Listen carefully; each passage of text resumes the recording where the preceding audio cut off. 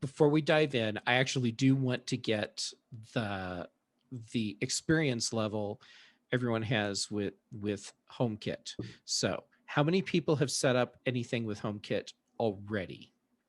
Successfully? Sure, let's go with successfully.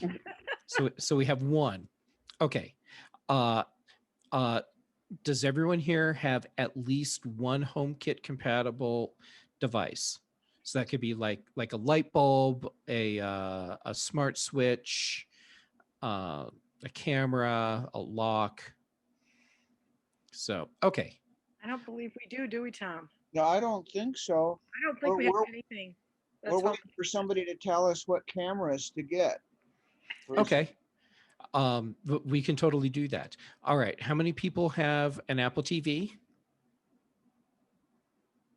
Okay. And how many people have a HomePod? Oh, we got one of those. Great. Okay. So, It's over in a box. It hasn't been opened yet. Opened yet, though. okay. So you're going to get that set up because I'll show you how to do some stuff with your HomePod. Okay.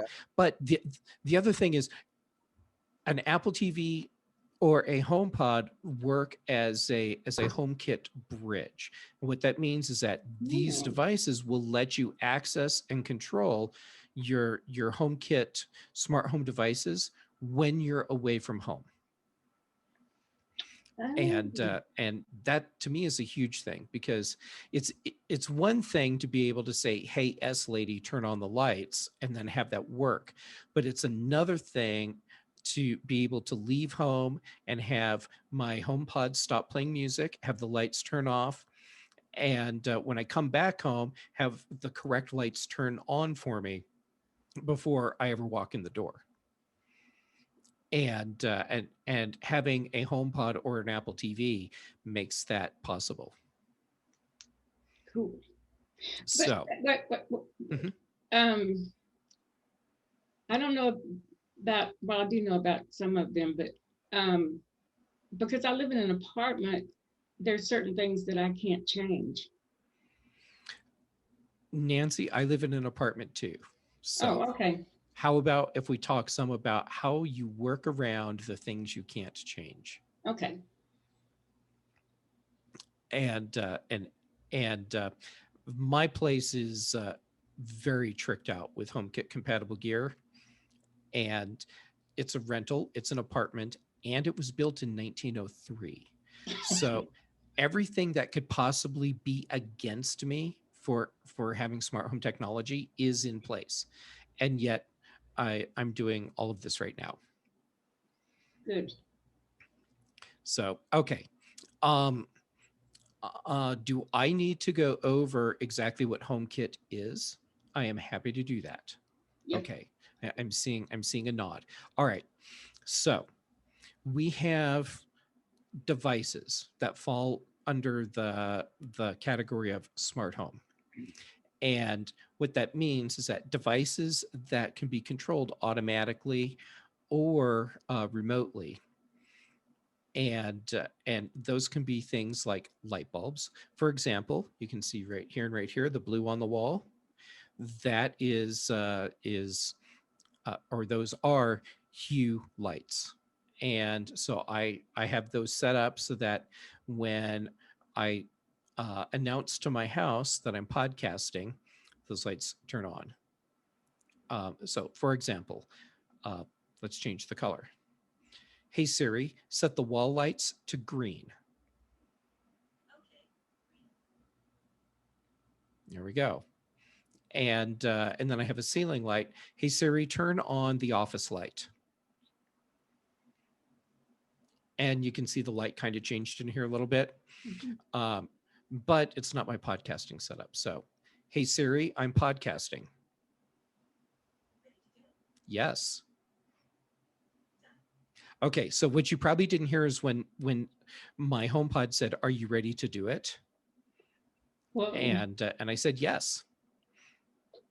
And so then it turned off the ceiling light and switched these lights back to blue. Also, there's a light out in the hall over here that turned red, so that if someone comes into my place they will know that that I'm podcasting, doing a webinar, I'm doing something online where I can't be bothered because it will interrupt whatever the thing is. And oh, and if music had been playing from my HomePods, that would have turned off as well. Okay, so devices like smart lights, um, devices like smart switches, um, cameras, which I understand we have people that are interested in cameras. So we'll definitely talk about those. Um, garage door openers, door locks, and those are just some very basic things that that fall under this category. So, oh yeah, you can also have thermostats and other sensors like motion sensors and temperature sensors.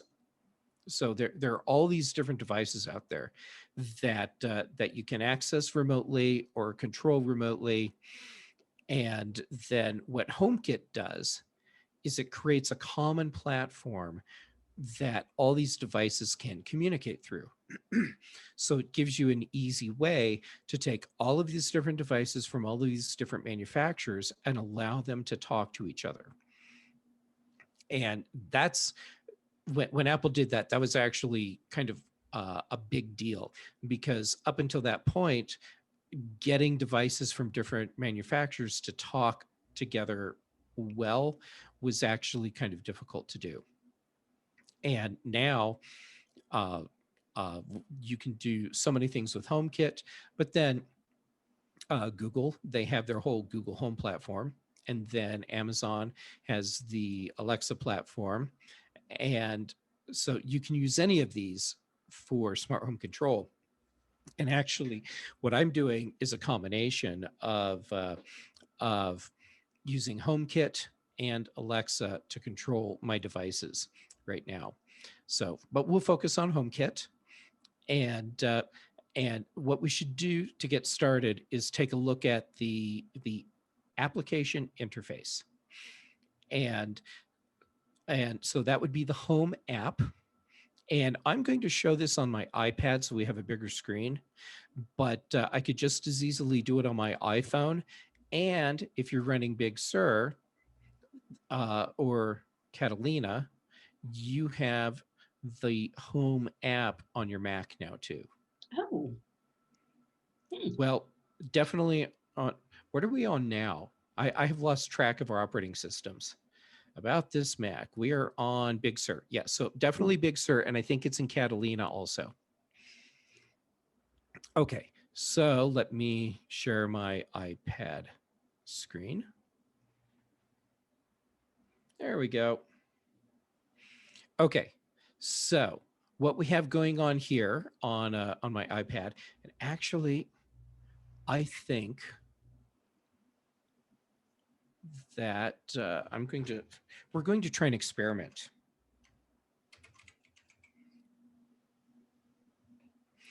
And if this experiment works well, it's going to be awesome because it's going to make it so much easier for you to see what I am doing. So let's look at mouse clicks.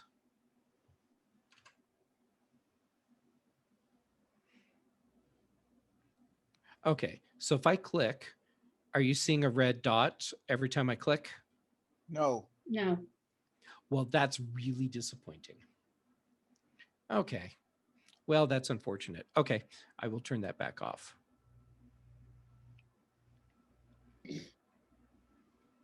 All right, well, then I would just tell you what I'm clicking on.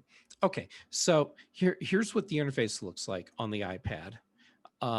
You have a column on the left where it has several buttons, and it breaks things out into categories. So summary is what we're looking at right now.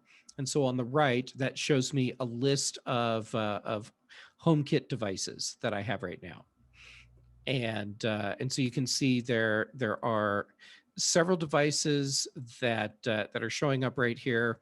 You can see that I have some outlets, I have some colored lights, and I'm looking at the information right below where it says accessories, and you can see where it says dimmable lights and it says error.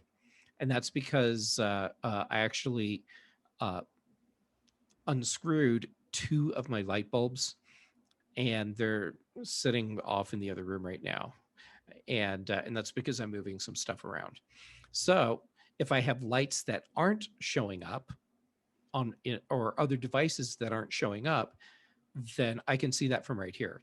So if you look at this grid right below where you can see all these devices, top row, almost center, you can see where it says error. And then second row, all the way to the left, it says error.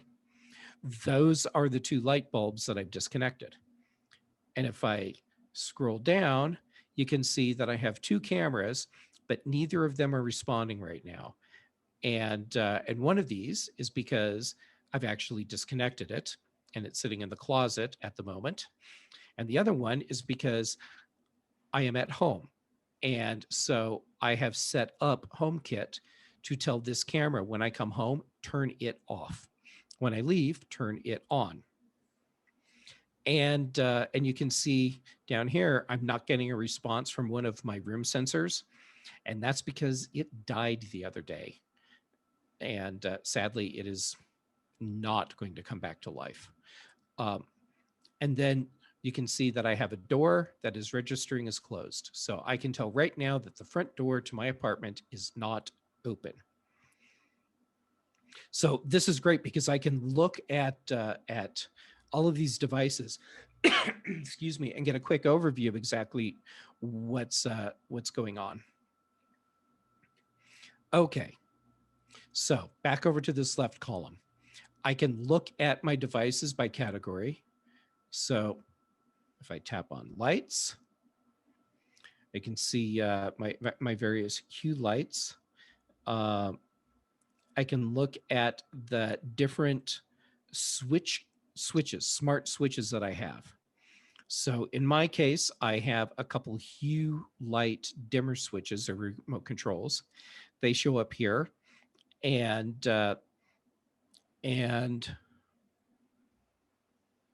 that's interesting. Now that I look at this, I am seeing the same switches showing up 4 times, which probably relates to the different settings that they have. Okay, well, that's interesting. All right, when I look at my outlets, I can see that currently of the 6 outlets that I have, 4 of them are on. And for the different temperature sensors that I have, oh, my office temperature sensor is not responding. I bet the battery's dead. The bedroom sensor, that's not responding. That's the one that died a couple days ago. And I can see where it says living room temperature. That's a sensor that's just sitting in my living room. This one that says V'ger, that is a remote sensor for my smart thermostat. And then the big button at the top where it says Hall Ecobee, that's my main smart thermostat. And then different types of sensors that I have scattered throughout my place. So that will be temperature, that will be motion, that will be doors being, the door states open or closed. I have 2 cameras. My air sensors, I should have checked that before tonight, so I could have fixed the one that probably just needs a battery. Okay, this one that says bridges. This one is kind of interesting because this shows me the bridges that I need to allow specific types of devices to actually talk on my network. And what I mean by that specifically is this one that says default room Philips Hue. That is the device that's physically connected to my network that creates the wireless connection to all of the smart lights in my place. This one that says default room Wemo Bridge, that is for all of the smart outlets that I have. And the great thing is, if you're using the same smart outlets that I am, you don't need this bridge anymore. I still have it in place because To take it out means I have to remove all of those Wemo smart switches from my HomeKit setup, re-add them, and then recreate every single activity that related to them. So for me, it's easier just to leave the stupid thing in place than to get rid of it. And then this one that says default room Lutron, this is for the light that you can kind of see right here. There's like a little post going up. That's a floor lamp that's controlled by a Lutron smart outlet. So okay, so there we go. That's our overview of all the things that we can see, all the devices. But Jeff, then when is this what you're talking about, or one of the ones? Yes, Nancy, you are holding up a Philips Hue bridge. Yes. Yes. Okay. Okay, so Nancy, as long as we're doing show and tell and you're holding that up, when you look at the back side of it, you'll see two plug openings. Mm-hmm. One is for power, and the other is an Ethernet port. So what you do with this is plug it in with an Ethernet cable to your network. So, so what I did in my case is I had added a network switch to my Eero. So I'm using Wi-Fi mesh, so that's my base station, so that I can have up to 16 devices connected to my network. So one of the devices that's plugged into the switch is an Eero bridge, or excuse me, a Hue bridge that looks exactly like Nancy's. And we can actually see that right here. So if I tap on that, I can see specific information about my my bridge. And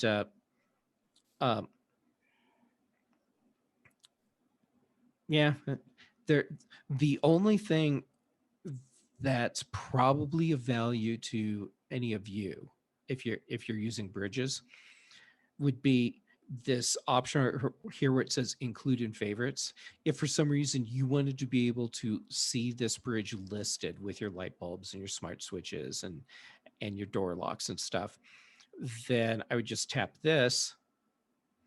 And now if I tap favorites, there, you can see it shows up right there. But I don't really want that in my favorites. Okay. And devices that have batteries in them, I can see every single one that that has a low battery alert. And so there's my sensor in the bedroom that died, and the battery was low when it was dying. And unfortunately, it's not going to come back to life. And there's an interesting bug in the software for my Eve door sensor because it's registering as a low battery, but I put a new battery in it a couple weeks ago. So anyhow, devices that that need to be recharged or have their batteries replaced are going to show up here for you. Okay, and as we scroll down this list on the left, you can see where it says automation, scenes, and then it has the rooms. So all the devices that I have are assigned to different rooms. So when I tap on Office, I can see that that I have 2 smart outlets in this room. I have 3 colored lights in here. 2 are on and 1 is off. And then I can see what these accessories actually are. So my wall lights, those are the blue lights behind me. The one that just says light, that's the ceiling light. And then infuser, that is a smart outlet that I named specifically for the device that's plugged into it. And then AC is another smart outlet named for what's plugged into it, which is a window air conditioner. And the camera that I had in the room is currently unplugged, and I'm not getting a response from the sensor that's here in this room. So this is one that needs a new battery. I can look at the living room and see the same thing. Oh, so here's my problem right now. I just clicked with my mouse on my Mac screen, which is where I'm seeing this, or exactly what you're seeing. And what I need to do is tap on my iPad. There we go. When I tap on the right device, it actually works. Okay, so you can see in my living room, here are all the devices that I've put in here, and this device right here that says HomePod, that's actually not a HomePod. That's a smart switch that I attached to this HomePod, because periodically I'll have this weird thing happen where my HomePod will just tell me that it can't play music. So what I do when that happens is I say, "Hey, A lady, turn off HomePod." And so it turns off the smart switch that the HomePod is connected to. And then I say, "Hey, A lady, turn on HomePod," and it turns it back on. Now I don't have to crawl under the entertainment center and physically unplug and replug in my HomePod. Okay, so any of these devices that I can see in here, I can control right from here. So I'll switch back to my office since that's the room we're in. And you can see this light that's off. If I tap on that, there, it turned on. It's now 50%. If I tap and hold, now I can get some info on that light. Okay, so now I can see that brightness. And let's go ahead and turn that up. There we go. So my room's getting brighter. And let's change the color.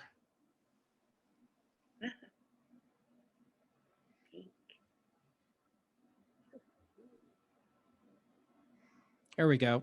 So I'll turn that back down some. And there's this little down arrow caret sort of thing at the bottom. And if I swipe up on that, now I can see more information about this light. So from here, and this is really nice because you didn't used to be able to see all of this information here. So I can see if it's on or off, how bright it is, what the color actually is, what the color temperature is, and even what physically that color is. So when I tap on that actual color, I can just use this color wheel and say, okay, let's make it like deep red, like I'm on a submarine. Whoops. There we go. Something like that. There we go. So now I have a red light in my room. And you can see at the very bottom where it says, I guess it's not actually at the very bottom, but pretty close to the bottom, where it says automation. And it says 3 a.m. daily. I have an automation set up that resets all of my lights at 3 a.m. every morning. So any automation that this is attached to will show up here. So it's nice to be able to see when I look at a single device, what automations it has that are happening regularly for it. Okay, so what we've done right now is just a quick interface overview. And do I need to go over any of these interface elements again? Or do I need to dive deeper into any of them before we move on to actually controlling devices?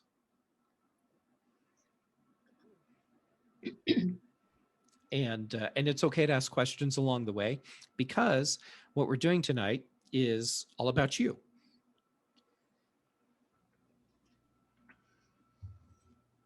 Okay, so let's talk about how do you add a new device. And if it's a totally brand new device, there's probably a QR code on it somewhere, and you'll end up scanning that. Okay, so let's say that we're about to add something new, and I don't have anything to add right now, so we'll just pretend. So I tapped the little gear thing, and one of the options is add accessory. So I'll go ahead and tap that. Okay, I don't have that gear thing. Are you on an iPhone or an iPad? I'm on my computer in the Home app. I don't think you can do it from your Mac, but let's find out. Let me look real quick. Because mine just says My Home, and down the left side it says Home Automation Discover, and the home is there, and it's got kind of a fuzzy blue screen. Mm-hmm. I'm looking right now. Um, I believe that you cannot add devices from your Mac, but you can do everything else. And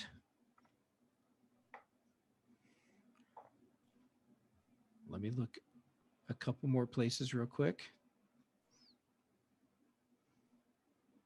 When we were first talking about having this, I got the Take Control book on home automation and read that, but it's been a couple months. So, Yeah. Okay. So you cannot add devices from your Mac. You have to do it from an iPhone or an iPad.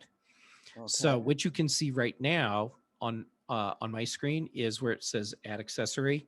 And you can see that, well, you can actually see what's behind my iPad on my desk right now, which is AirPods, a little note from a 6-year-old girl that enjoys playing at parks with me, remote control for my speakers, post-it notes. Anyhow, so what I could do if I had a device with a scannable QR code on it, I would just hold it back here. It would scan that, and then it would add it to HomeKit for me. Alternately, if it's a device that that for whatever reason you can't scan, or it doesn't have a little QR code, tap I don't have a code or cannot scan. And if it can find something, then it will say it will show it here. And if it's not shown here, then you get some instructions on what else you can do. So what you would do in this case is probably go down to where it says manual code right here and tap enter code. And then you would just type in that code and it would add the device in to your HomeKit network. Okay. Does that make sense? Mm-hmm. It's but basically adding a HomeKit device is on your iPhone or iPad, tapping that little gear, add accessory, and then aiming your camera at the device. And then it will show up in default room. And so let's say that we just added, we'll say this right can light lux that's showing up with an error.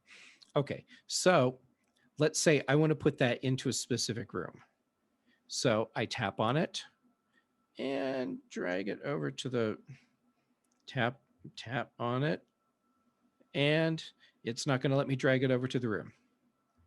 Error. Okay, so let's try. Okay, here we go. So if I tap and hold, tap info, swipe down where it says room, tap on that, and then I can choose a room that I want to put it in. Okay, close that. So I moved that to my office.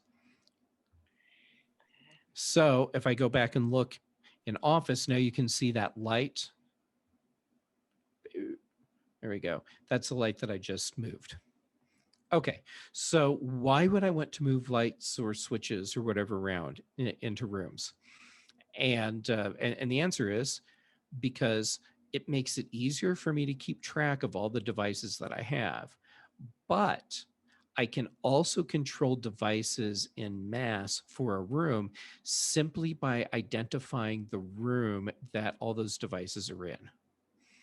For example, if I say, hey Siri, turn on the living room lights. Now, every single device that's a light that's also in my living room now turned on. So you can see right now, ceiling one, floor lamp, those both turned on. Okay, so now I'll say, hey Siri, turn off the living room lights. And you can see those lights just shut off. So I didn't have to identify a specific light to be able to control those. And this is one of the great things about HomeKit, because it just understands what devices are. If I wanted to do the same thing with my Echo by talking to Alexa, the A lady, I would actually have to create everything that applies to this very specific scenario, and then give it the name that I want it to have, so that when I say the thing that makes sense to me, that's what it does.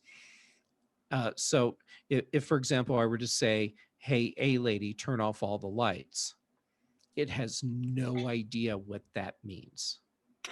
I would actually have to make a group called all the lights. And then I can turn those off as a group. So this is one place where HomeKit is great, because it's smart enough to understand what all of these different things are.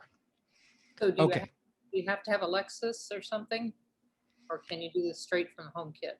This is all HomeKit that we're doing here. Okay, but you were saying, hey, Oh, if I did it with with the A lady, I would have to manually set everything up. So it would be this very artificial thing that I create to do what I did here, just by dragging a light into the room that I want it in. And HomeKit and Siri, they know what a light is. So they just know what to do with the things when I identify them as lights. They know what my smart switches are, just because HomeKit understands what a device is, whereas the A lady, Alexa, does not understand what any device is. You have to explicitly set all of that up and tell it what a device is going to do. and So this is a much more friendly way to work with your smart home devices. okay, and what iPads and iPhones does HomeKit work with? Let's see. I believe with an iPhone, I believe you need iPhone 6 or newer. Okay. With the iPad, I believe it is an iPad, a fourth generation iPad, any iPad Air, any iPad Pro, and fourth generation or third generation iPad Mini. I can't remember which was the breakpoint there. It might be third generation iPad Mini. Do you download HomeKit from the App Store or something? HomeKit is automatically installed as part of the operating system. Okay. So you don't need to do anything special to get it there, because it's already there. Also, the Home app, which is the primary place where you're going to access and control all of these devices, it's already installed on your iPhone, iPad, and Mac. Okay. But to have all this stuff work, you probably have to have everything up in the cloud, right? Well, I mean, to The have the computer communicate with your iPhone that you have this part of the devices on. well, okay. So when we talk about having these devices in the cloud, that turns into kind of a nebulous thing, which makes sense because we're talking about clouds, and clouds are kind of nebulous. So the way this works is that the actual device setup process is all handled locally by your iPhone or your iPad.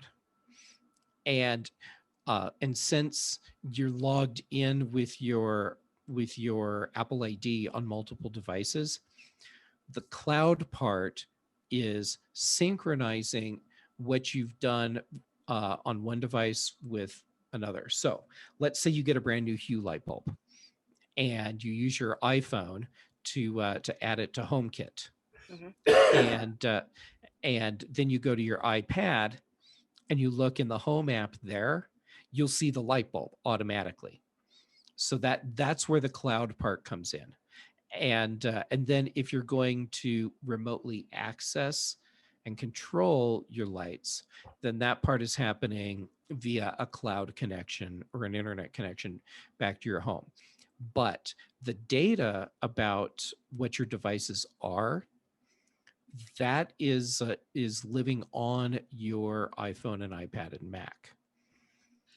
But if I have everything on all my devices turned off in regards to the cloud, except for Find My Phone, will this work? It will work as long as you are on your local network with all your devices Okay. and you don't want to use Siri. Okay. Yeah, because Siri won't work unless you've got the stuff up in the cloud. Right.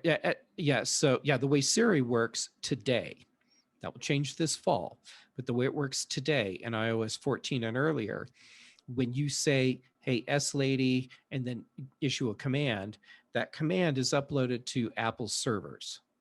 And then that is processed as an anonymous piece of information and then sent back to your device where that command is executed. Okay, yeah, because I have Siri turned off too. I don't use Siri. Okay. Okay. So, We keep praying for her, but it doesn't do any good. well, you could start saying, "Hey, S lady, can you pray?" And who Yeah. knows? Yeah. Um, What's Thank gonna you. happen? Thank you. I appreciate the information. oh, sure.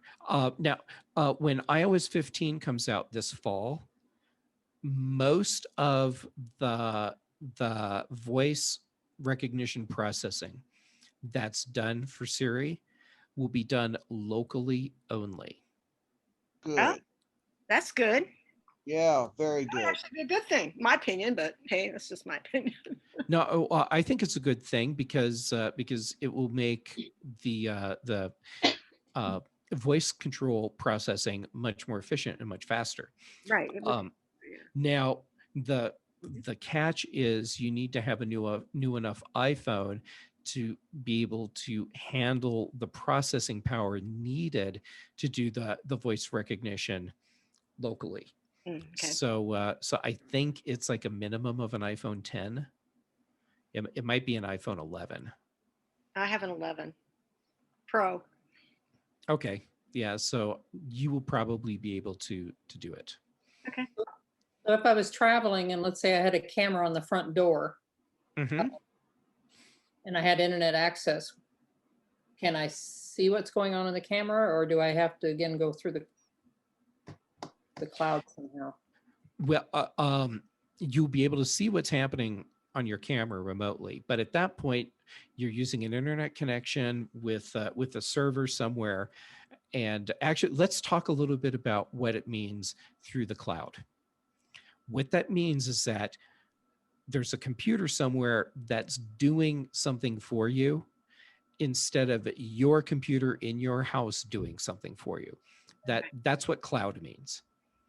So in the case of let's say you have a security camera watching your front door, and you're on vacation, and so instead of being down in Texas, you've come up to Colorado to hang out with me, and you want to see what's happening on your front porch.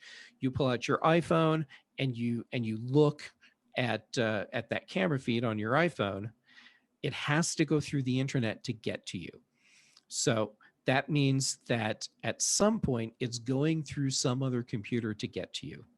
Now, if you're using a HomeKit camera or HomeKit compatible camera, then that's actually locked away just in your iCloud account, which I think is pretty cool. So it's not like it has to go through some other company's server before that information gets to you. Does that make sense? Is that easily hacked? Well, that depends on how good of a hacker you are. But that's actually a really tough question to answer because there's so many other variables that come into play. So if this is a camera that's designed to be used with multiple services, say with HomeKit or with the A lady or with the G lady, then you're dealing with a situation where you have basically two protocols happening. The generic one that that the A lady will use, and then the other one that that HomeKit will use. So when you're looking at the HomeKit side of it, that takes a lot more effort to hack. But when you're looking at the not HomeKit side of it, depending on the firmware, the processor, and you know, just several other factors, maybe it's easy to hack or maybe not. And if it is something where from that side there's a known hack, then it's possible that the manufacturer releases a firmware update for their device, and once that firmware update's installed, then that security flaw isn't an issue anymore. Hey, Can you, yeah, one of my questions is then, how much iCloud space do you need? For cameras, doesn't Yeah. matter. Apple does not count the camera storage space against your iCloud account. Okay. Which I think is very nice, considering that that the amount of storage they give you for what you pay is lower than some of the other services. Yeah. So it's nice when they say, "Oh yeah, this part, don't worry about it." can you turn off the non-HomeKit interface on the cameras? Yes, but you can't remove the physical chip. Okay, just as long as you can turn it off, that means some hacker couldn't get into it though, right? No, that's not what it means. What it means is you've just turned off the software interface. The chip itself is still there and is still active and could potentially be hacked. So when you're looking at devices that, like a camera, for example, it is important to think about the security side of this. And so what I've seen some people do is set up two Wi-Fi networks for their home. One is the Wi-Fi network they use for all of their stuff, you know, their computer, their Apple TV, their HomePod, whatever. And then the other network is where all of their smart home devices go. So those devices are segregated from the rest of their network, and then that creates essentially a firewall that that keeps potential hackers from getting in through a smart home device and then into the rest of your network. But it doesn't prevent them, if they know what they're doing, from getting into the device itself.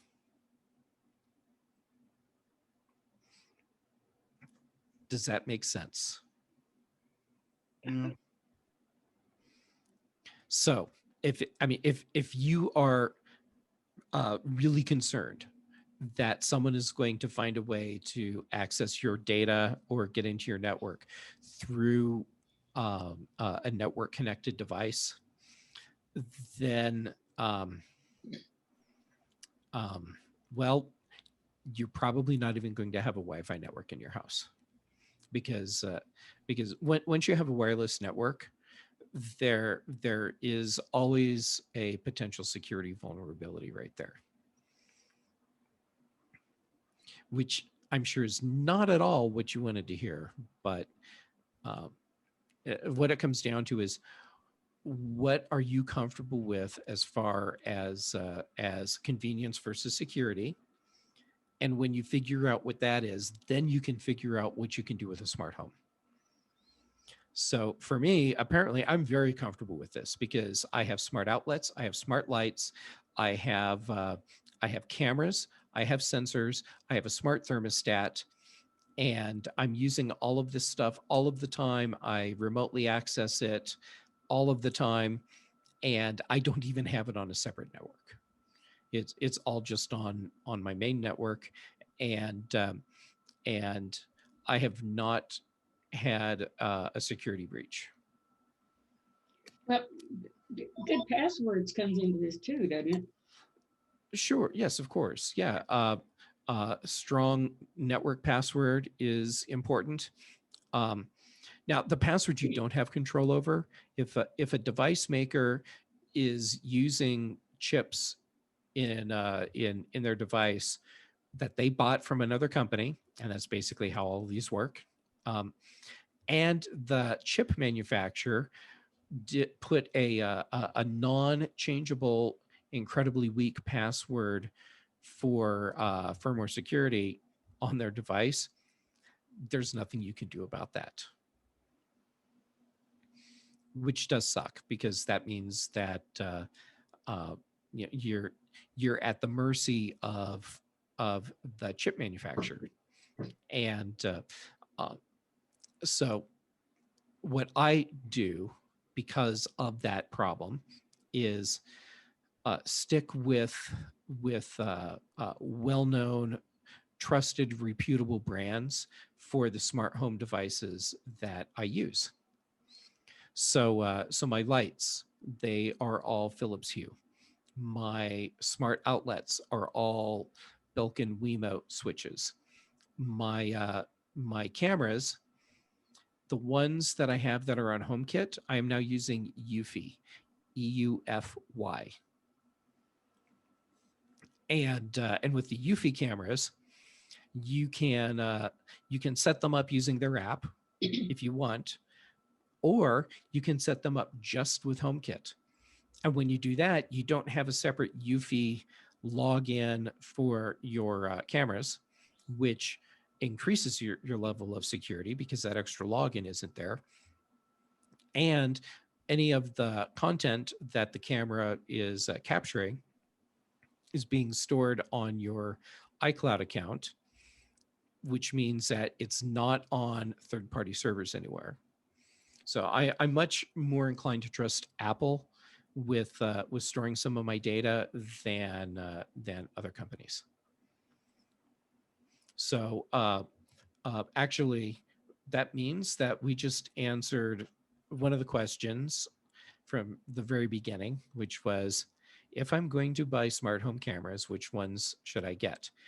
And I'd say right now the answer is Eufy, EUFY. And they're reasonably priced too.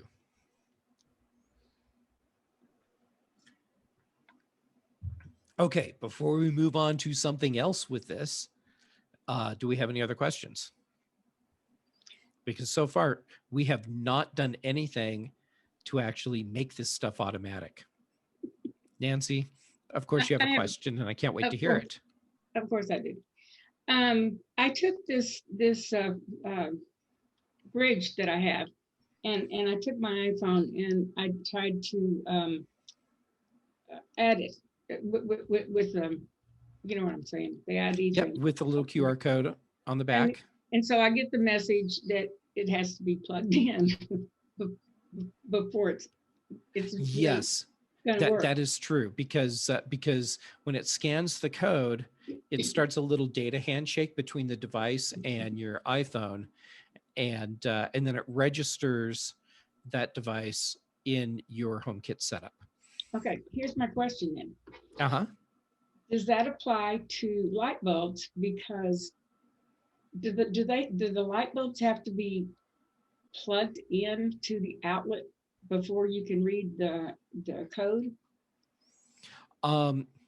It depends on the bulb. Now, if you're using a Hue bulb, Yeah. then then in this case, what you'll end up doing is actually using the Hue app to add additional bulbs, because the Hue app will talk to the bridge and tell the bridge, hey, look for more light bulbs. And then the Hue app, when it when it manages all this and it's like, bridge, look for light bulbs, and the bridge is like, hey, I found a new light bulb.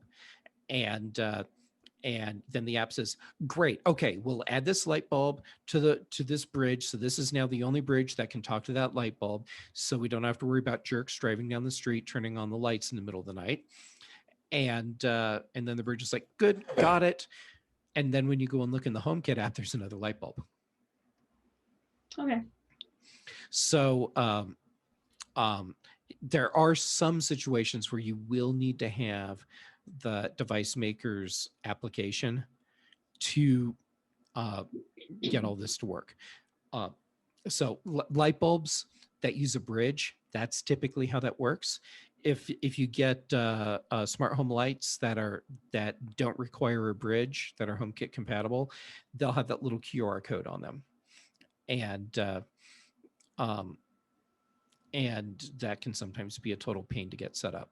So what I have done in those situations is get them set up like with a table lamp, so I can have the shade off of it and the lights just right here in front of me, and I'll set it up.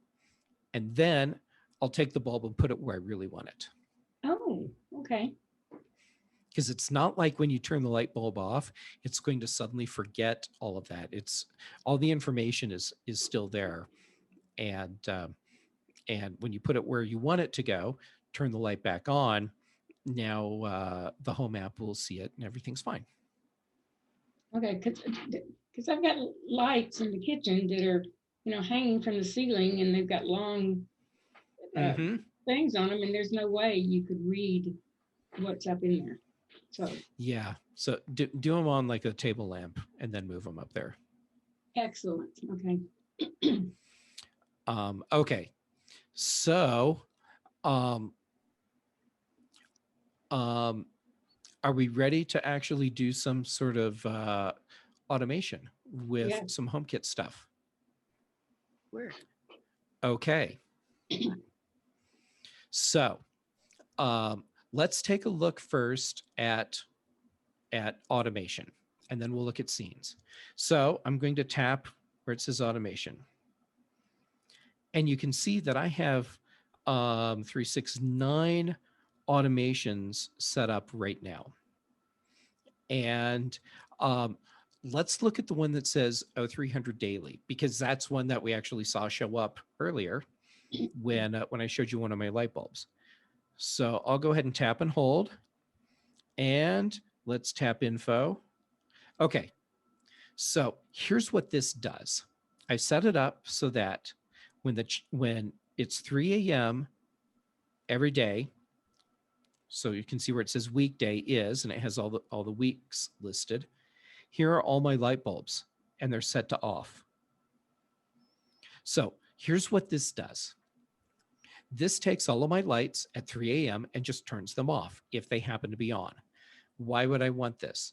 Well, let's say that I'm traveling and there's a power outage that's long enough that when the power comes back on, it's long enough that my lights think that they've been sent, it's time to reset and turn on command, which is basically like an emergency thing that they can do. So that means that I have all these lights on in my house that I didn't want to have on.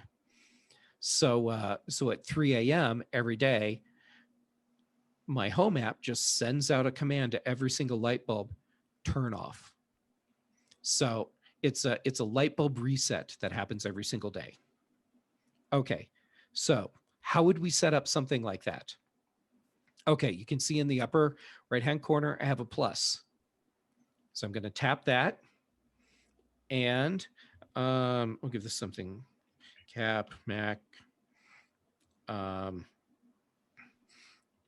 light automation. Okay. And so now I've given it a name, and let's add an event. And we will choose time of day.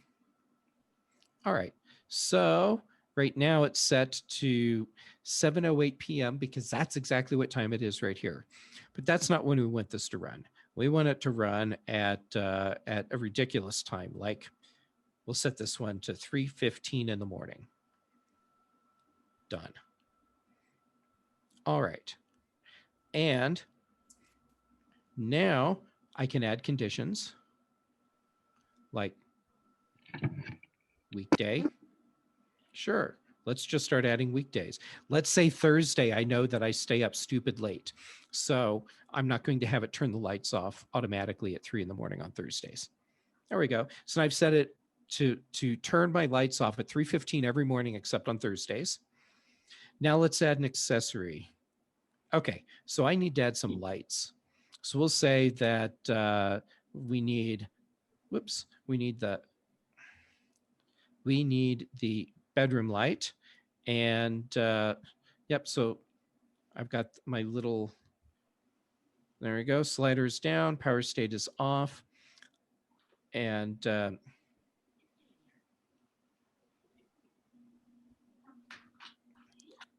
I love how it's just not working for me. It's a CapMac first. Okay, let's see if it works now. Save. Sweet. Maybe if I use my magic pencil. Okay, fine. Let's give it a light setting. Okay, so for some reason right now it is expecting me to have a light setting to go along with this. It should just let me, there we go. So now maybe if I go back. Okay, I don't know why it's doing this to me, but it's probably because we're just simply trying to show stuff working right now. Okay, so what I did was I added the lights and then went back and changed them so that their setting was off. Okay, so there we go. So now we've added the lights and we'll tap save. And that's all there is to it. So we can see that now, here we go, right in the middle, we have, woo, let's move it to the bottom. Well, it wouldn't move, whatever, great. Okay, but anyhow, so here we have this automation that really doesn't want to move anymore. Okay, we'll just leave it there, fine. But there we go. So we just made an automation that turns lights off at 3:15 in the morning. Okay, so I have this one right here that says entry door opens. So let's look at that. So what I did was I set this up so that the door sensor that I have on my front door changes to no contact, meaning the sensor and the sensor plate are no longer touching each other. Then take the hue light that I have at my entry and set it to 70%.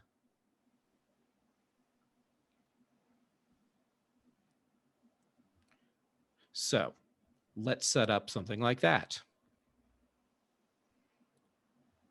All right, CapMac door light. All right. So this would be like the light in your entry hall. Right. So when I come home, my lights will turn on, or my entry light will turn on as I open the door. So so I don't walk into a dark room. All right. So let's say add an event and accessory state. Okay. So I need to find that entry. Oh, there it is. Eve door. All right. So let me tap where it says contact sensor state. And right now it says Eve entry door contact sensor state changes to contact detected. That's not what I want. So let me tap where it says contact detected, change it to no contact. Okay. Now let's add a specific light. And there's that entry light. So let's set it to, there we go, that level brightness. Now this light does not offer color choices. That's why I don't have the little dots down the side for different colors. Save. And all right, turn accessories off. Let's check that out, which I do not have set up on mine. Let's have it turn off after 5 minutes. Okay, so now when I tap save, where's my new CapMac light automation? So now what will happen when I open the door to, wait, where is it? CapMac door light, there we go. First thing. So when I open my front door to my apartment, it will register that the entry Eve door sensor contactor state is no longer contacted, right? So contact sensor, boom, separated. Turn that entry light on to 73%, and after 5 minutes, turn that light off. Cool. Now, is this sensor something that you buy and add to your door? Yes, it's from Elgato, and it's just an Eve door sensor. And having a little sensor like that to me is like super handy. So now I also have a motion sensor that that sits on the wall on the staircase that goes down to my front door. So with that, if it detects motion, it turns on that entry light for me. So as I walk down the stairs, the light at the bottom of the stairs turns on, and I have it set so that 10 minutes later it turns off automatically. That's cool. Okay. I also, for wintertime, for wintertime, I have my thermostat set to change temperatures automatically. So instead of using the built-in programming that's in the Ecobee thermostat, I'm doing it all from HomeKit. So like on the weekends at 9:30 in the morning on Saturday or Sunday, in the winter, set the heat to 68.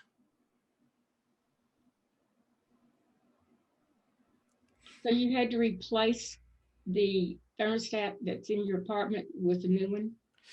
I did. And so in my case, I was lucky that when I called my my property management company and said, this is what I want to do, they said, that is so cool and we love it. So go ahead and do it. We think it's cool. They actually love what I've done inside my place. And they know full well that when I leave, it won't be like that anymore. So I just replaced the thermostat on the wall, and it's been great. Now, for the other things that I have going on in here, like the light bulbs, I just took out the light bulbs from the fixtures and put mine in. And so I have a box in the closet so that whenever I decide I don't want to live here anymore, I'll just pull that box out and put their light bulbs back in all of the fixtures in the ceilings. And then for things that plug into the walls, like wow, I hate when I forget a word. Thing that makes a room cold, air conditioner. When the air conditioner in the window needs to turn on or off, that's actually plugged into a Wemo smart switch. So it's just a little box that's plugged into the outlet on the wall. And that controls my, when my air conditioners turn on or off. And so if I needed to use that in a different outlet, I would just unplug it, move it where it needs to go. Or when the day comes that I don't want to live here anymore, then I just unplug all of those and take them with me. And I haven't done anything to the actual outlets in the apartment. So that one took more effort. But let's actually, as long as we're here, let's see if I can set it up as a HomeKit action. So we'll call this test office. Okay. Accessory state. Let's see. Hall. Echo B. Current temperature is, this is promising. There was a time when I couldn't do this, is equal to, let's say, 75 degrees. Okay. Add a, let's see. I don't think I need an event. Nope. Let's add a condition. Nope, don't need that. Okay, let's add an accessory now. All right. So let's say, since that's for the, what did I say? Office. Okay, let's find my office accessories. Office AC. Turn. Oh, you know what we just did? We just removed if this then that from my air conditioner management, which means I can now do the whole thing through HomeKit. I'm actually really excited right now. Okay. You want to change it on the conditions from equal to greater than. Thank you. There we go. Greater or equal. So if it hits 75, then turn on the office air conditioner. So that's pretty cool. And now, since we've done that, I need to be able to have this turn off automatically as well. So let's save that. And let's make another one. By the way, I'm a huge fan of using if this then that, but if I have a way to do this without needing to use if this then that, then why not? Do I need to explain if this then that to anyone? Okay. So let's set this up so that now I'm going to call this one test again. Office AC off. Add an event. Accessory state. And in my hall, I have an Echo B. And current temperature is less or equal to, let's say if it gets down to 72, that's good enough. Let's add an accessory. Let's go find that Wemo switch that's in the office. There it is, the office AC. And we'll set that to off. Okay. So we have now just automated my window air conditioner, which has basically on, off, high, low. That's all it can be because it's just a little thing and you can't get smart air conditioners in tiny sizes. So what we just did was we used an Echo B thermostat with the Wemo smart switch to act as a smart thermostat for a dumb window air conditioner. Which means I need to change the name of this to AC on. Okay.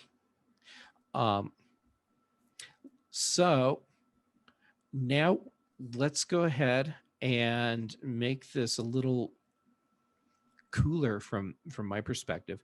Let's say that we know that the only time that we're actually ever going to use this or need this window air conditioner to run is like regular business hours. So let me go back in here. to the one that turns it on, and let's add a condition. Can you do it just when you're home? Yes, let's do that since you asked. So, okay, so I'll start that over. I only want this to run when someone's home. So I selected that automation that we made. Now we'll say add condition, presence of people. I'm at home is the default. So now the only time this air conditioner will run is if I am here. Save.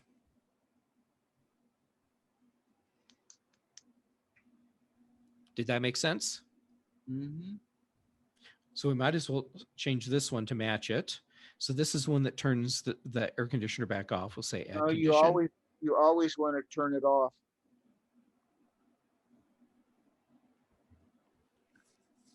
How does it know Oh, when you, wait, how does it know when when you're home or not home? because you have an iPhone.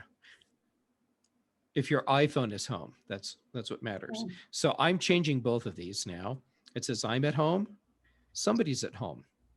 Okay, let's say that that Nancy and I decide that that we're going to live together because she's just that awesome. So why wouldn't we? You have to do the dishes. Okay, so it's off.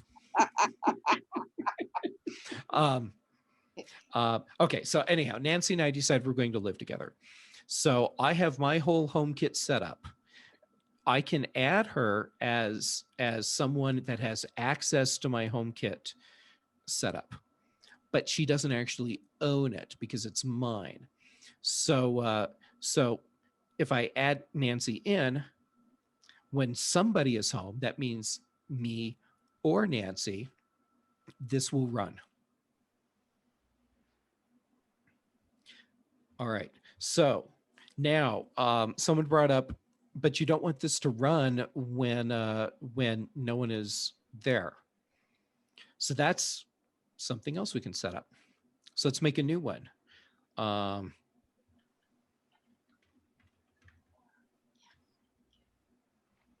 We'll call this one Office Away.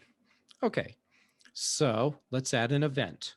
Same thing that we did before. Accessory state. Let's find that thermostat. And actually, you know what? We don't need that. We don't need an accessory state. We need presence of people. Last person leaves home. Add condition. Accessory state. Oh, no, actually, no, we don't need a condition. We need to add the accessory. And let's find Office AC and set it to off.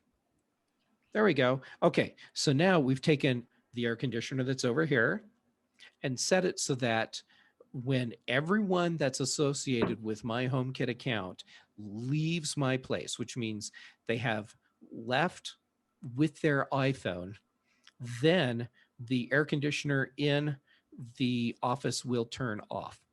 Now, that doesn't necessarily mean they left the Wi-Fi network, but of course that'll end up being part of it. It will use geolocation. So it will use a combination of Wi-Fi, cellular triangulation, and GPS. So when everyone actually physically leaves with their iPhones, then it'll turn the air conditioner off.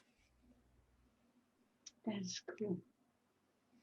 And now I've taken a $150 16-inch window air conditioner that has on, off, high, low, and turned it into a really smart device.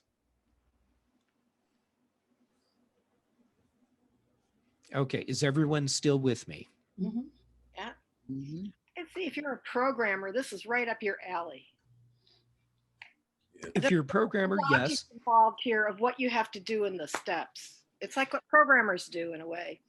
It is, but I like this better because it gives you visuals to work with all the way through. Yeah, I can see that. That's good. I mean, it gives you your choices. Right. You So don't have to yes. come up with choices. It gives you, hopefully what you're doing is one of the choices. So. Right. And you don't have to learn the syntax for a computer language Right. You don't to have to do learn any of this. because it does. That's the smart part behind it. It does that part. Right. Okay. So we've got all these automations happening right here.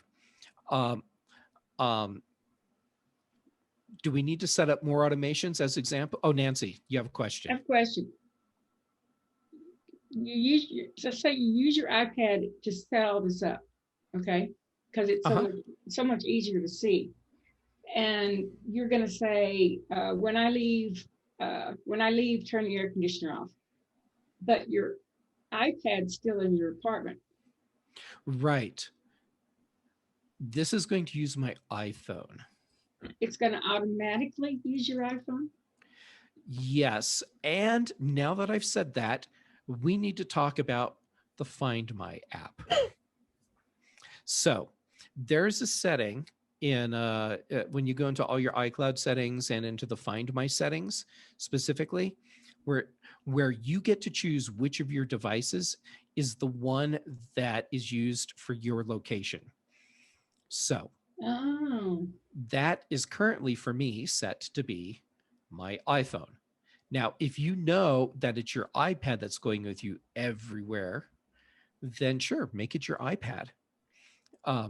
But since we probably all have iPhones and that's the device that's most likely going to go with us everywhere, why not have it be that? It is probably by default already set to your iPhone. Where did you go to find that? You went to systems? Hold on, let me find it real quick.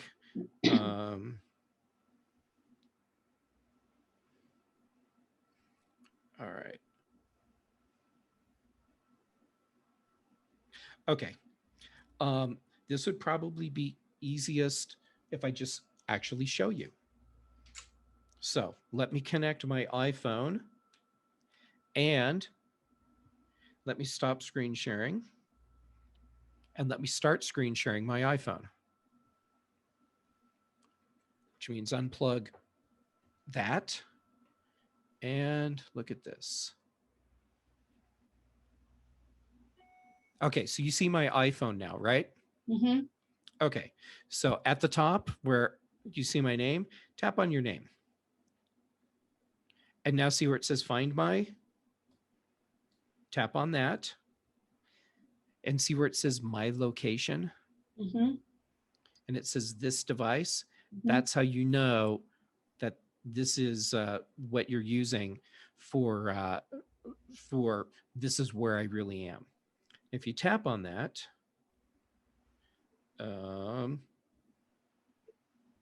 okay, apparently, mine is just stuck right there. So there we go. Yeah, mine is too. Do you need to then make sure that that's not turned on your iPad? You don't need to worry about it at this point because this is an Apple ID account setting. Oh, okay. Okay, good. Okay, so let me stop sharing that. By the way, I love that we have the technology that we can do stuff like this, where it's just like, oh, let me show you this, even though we're not even in the same state.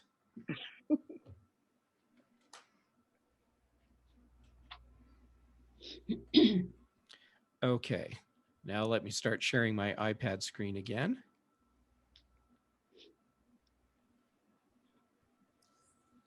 Okay, so everyone can see my iPad screen. And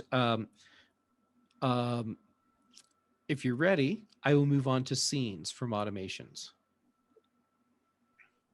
And when you see me looking like this off to the side, it's because I moved the window with all of you over here so that the iPad screen is actually in front of me.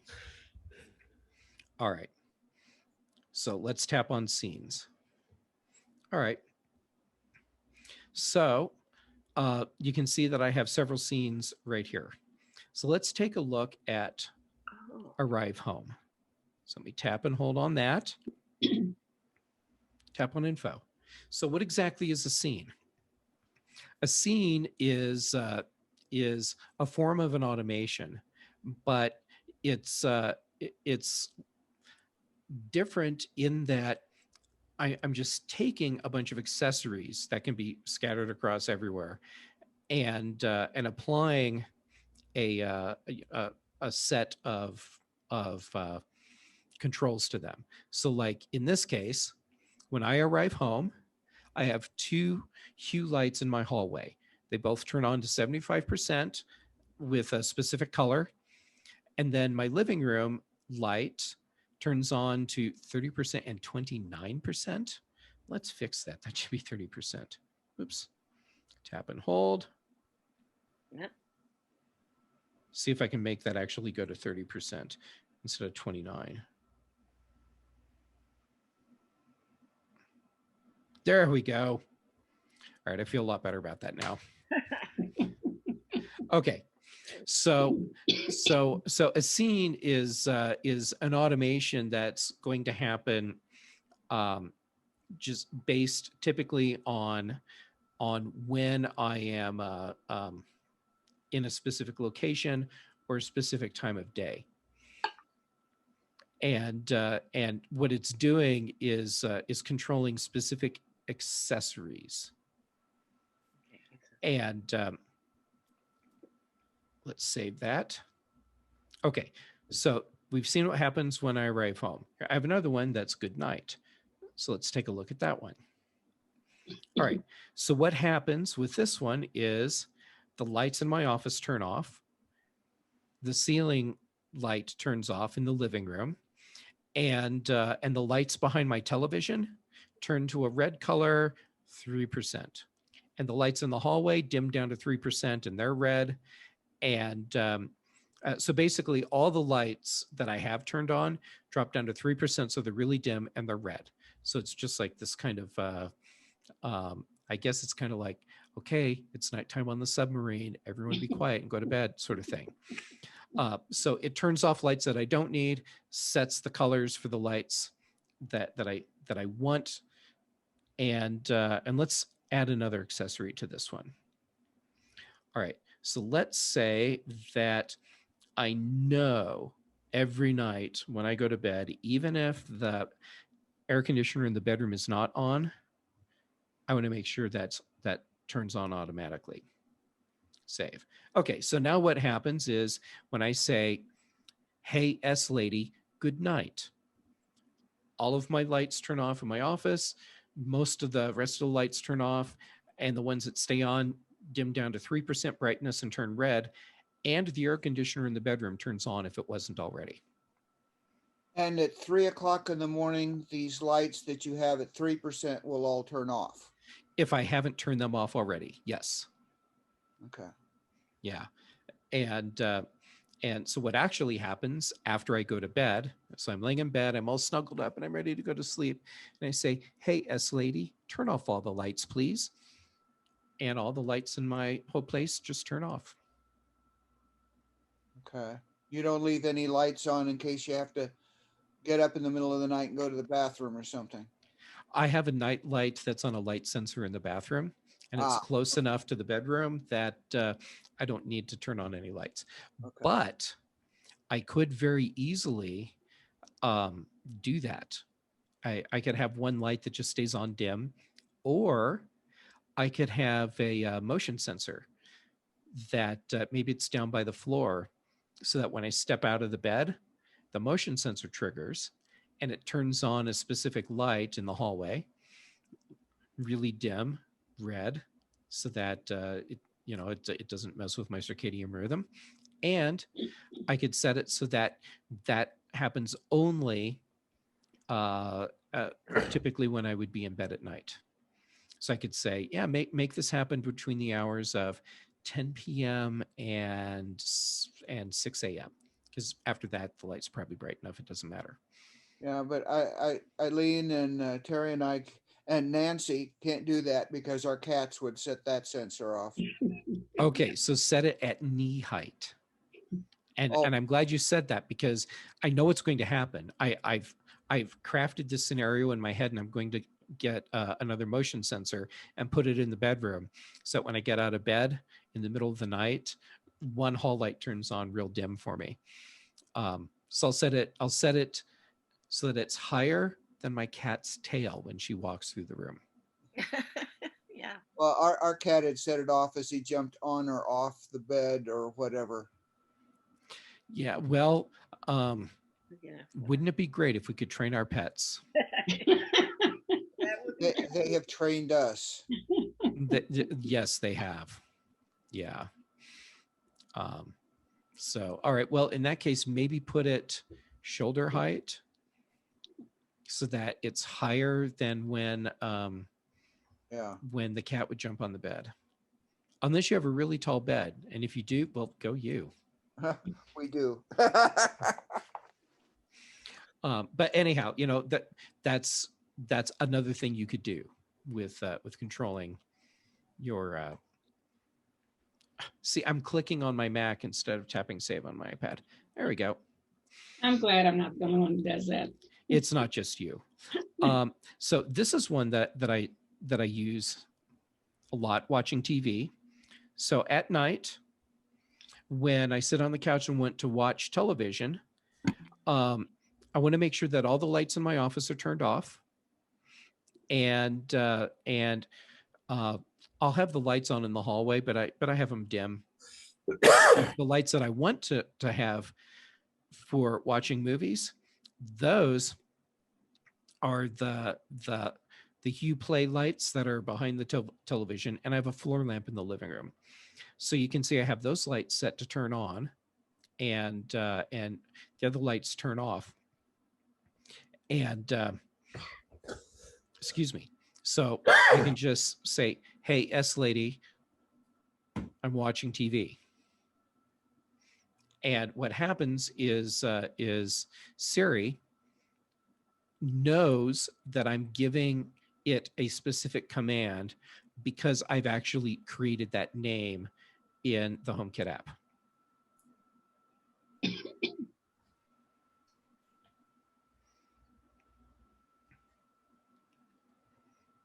Okay. That's cool. So let's make a scene. So I'll do exactly what I did before. I'm going to tap that plus in the upper right-hand corner.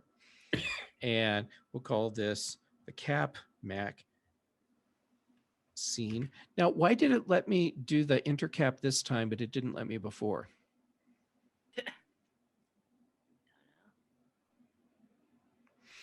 All right. So let's say that what we want is to have the reading light turn on to 50%.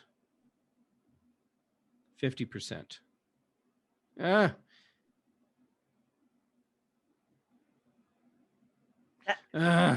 Okay.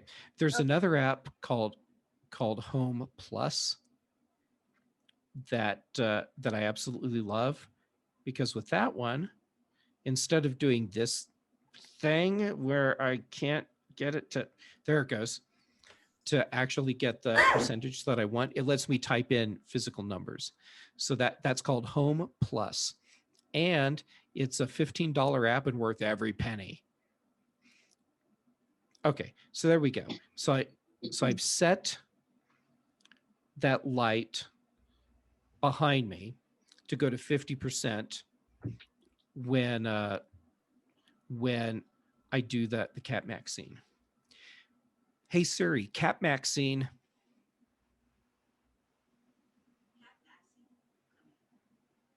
There we go. Yeah. Hey Siri, turn off the reading light. All right, let's take a look at my podcasting scene. So for this one, I've set it up so that the light behind me, that reading light, turns off. The wall lights turn on at 100% brightness, blue. The light in the ceiling turns off. One of my hallway lights turns off, and the other one turns on red. And so I've got that scene, and that's great. But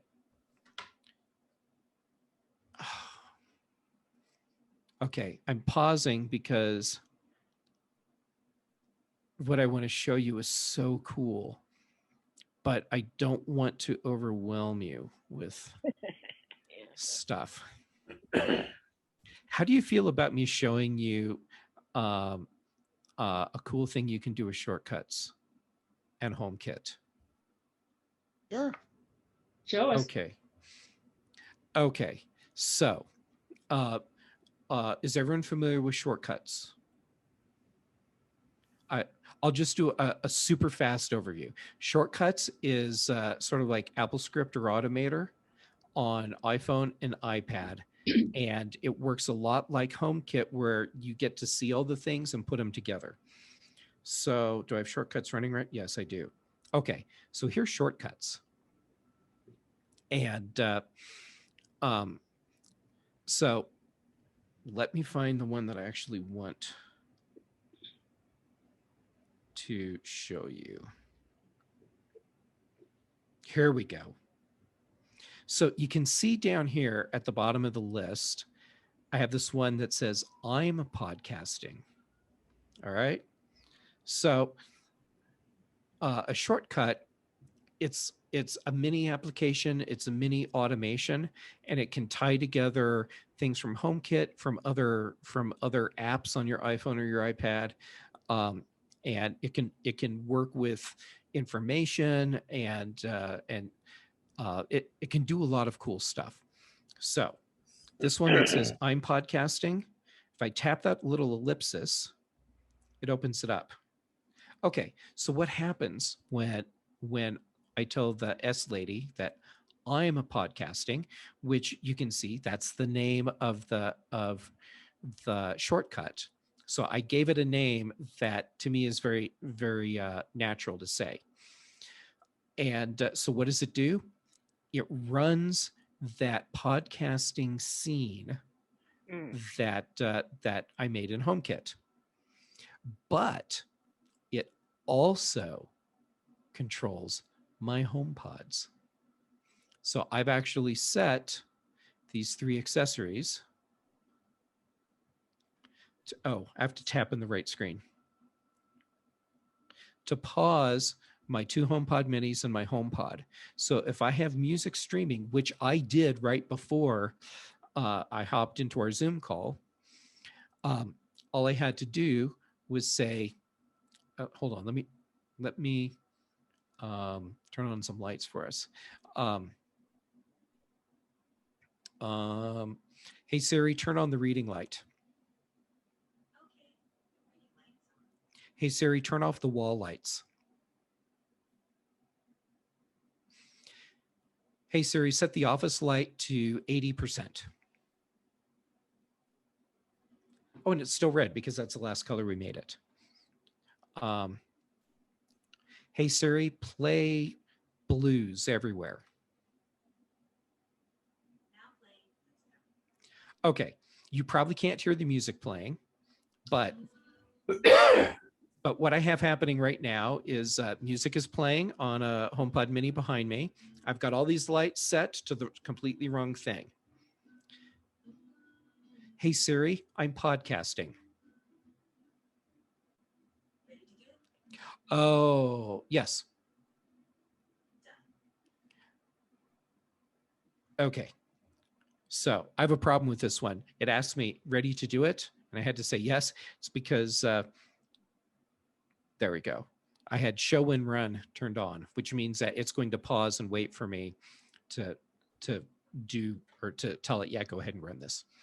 Okay, so I fixed that. All right, so what happened when I said, hey Siri, I'm podcasting, the lights by back in the corner turned off, the ceiling light turned off, the lights behind me turned on blue, and a light turned red in the hall. And all 3 of the HomePods stopped playing music. So you could do that if you got a phone call.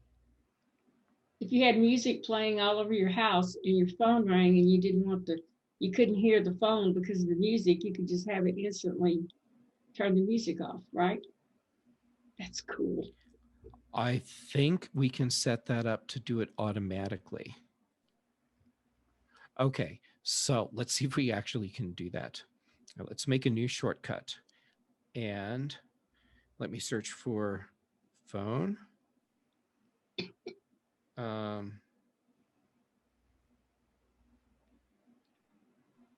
But you don't want your music to stop playing if it's a scam phone call.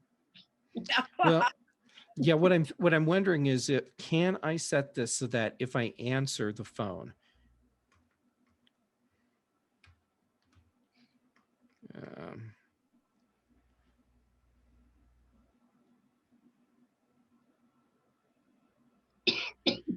oh, I'm not seeing a command for if I've answered the phone. But let's see if maybe it's under the call option. Okay, so let's. Hey, I'd be perfectly happy just to tell it. Oh, well, that's easy. You just say, "Hey Siri, pause." Oh. I know that wasn't nearly as exciting as you're hoping for. No, but the other one that you told it to turn them off because you were going to podcast. Mm-hmm. You could set it up the same way. So, all right. As long as I showed you one thing with HomePod, let me show you another thing with HomePod while we're in shortcuts. So let's make a new shortcut. And let's see.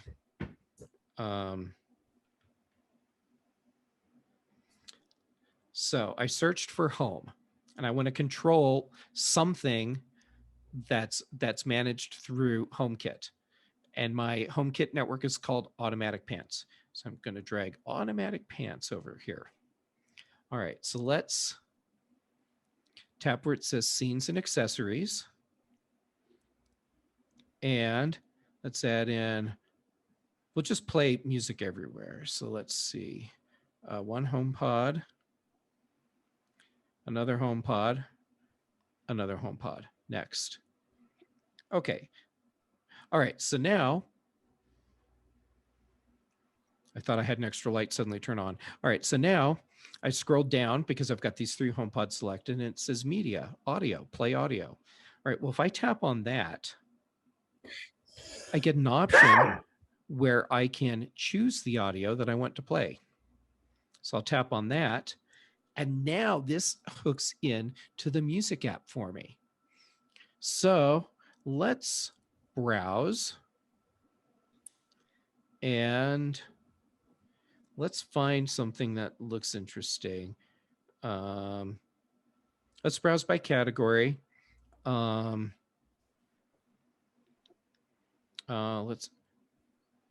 Let's do jazz. Okay. And let's pick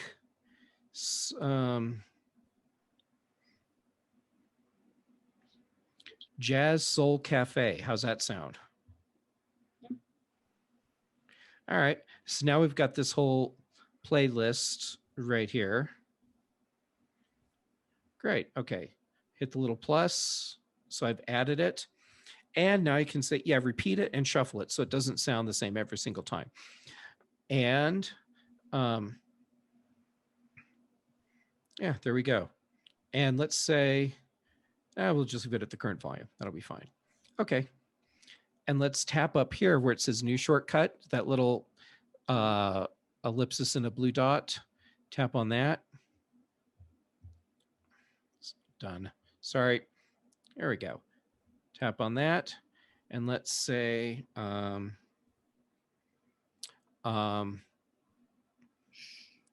play. What kind of jazz was that? I forgot. Cafe stuff. There we go. All right. So what we just did was we controlled a HomeKit device, a set of HomePods, with a shortcut, and we told it to play something that you can't actually tell it to do when you just talk to your HomePod. So when I went to play, say, jazz music on my HomePods, I can't specify the kind of jazz that I want it to play. So I get just it's like some generic jazz list, which it's okay, but maybe one of the other playlists that they have is better.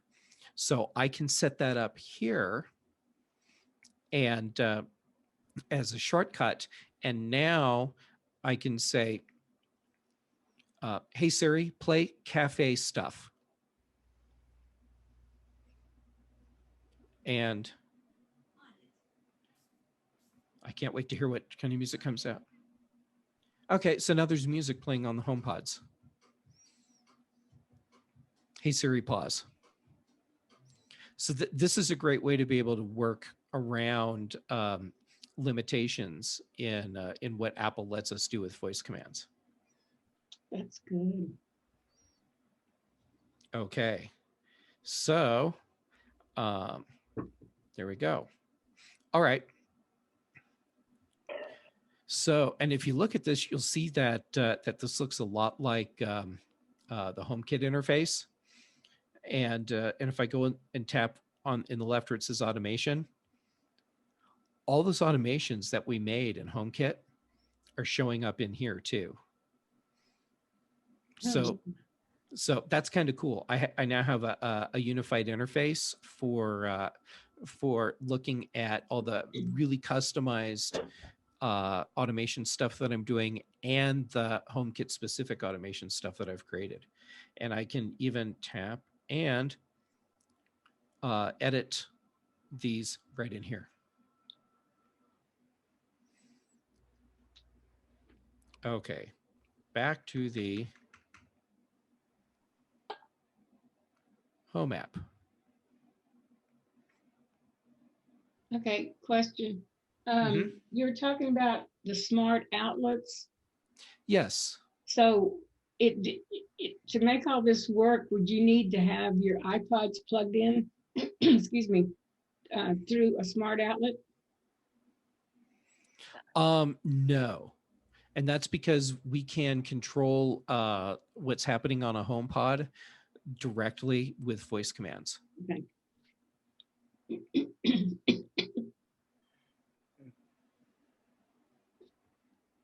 Okay, I've got a question. It's probably out of order. Ask away. Where's the best place to buy Eufy cameras and Wemo, Belkin Wemo outlets? I typically just buy them off Amazon. They tend to have competitive prices, and if you're a Prime member, free shipping. I'm too cheap to be a Prime member. Nancy will verify that. Then it probably still worth it to get it through Amazon, and you'll just pay shipping. No, actually, because they buy more than $25 worth, so shipping's free anyway. Oh, there you go. So yeah, if you buy one camera, that Eufy camera is actually, I can show you. Let me stop sharing. Stop sharing. There we go. And let me bring up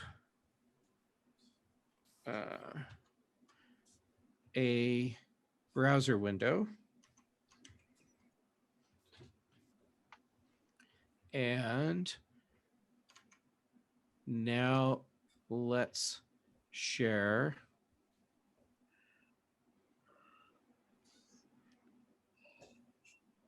that window. Okay, here we go.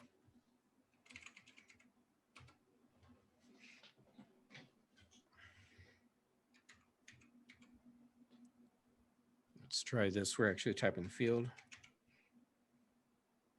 Yeah, Eufy security camera. And what we are looking for, there we go. That's all you need right there. $23.99. And if I order one within the next 17 minutes, I will have it on Friday. Okay. Is there a camera that can read a license plate at 30 yards? You're going to spend a lot of money. Okay, what do you recommend for a doorbell? We've been without a doorbell for several years now. Hold on. I can't remember which ones are HomeKit. Well, Eufy had a doorbell. You went by there real quick. Oh yeah, there we go. Yeah, the Eufy is good. And let's see what Apple is showing for Bell. it's probably under cameras. Oh no, doorbells. Right there. Oh, interesting. They're recommending the Logitech or the NetAtmo.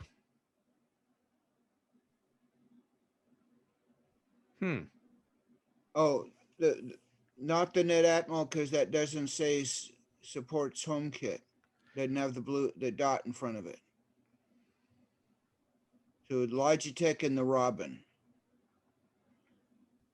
All right, so there's the Logitech, and let's see what Amazon has that for, because that's $200. Logitech Circle View Doorbell.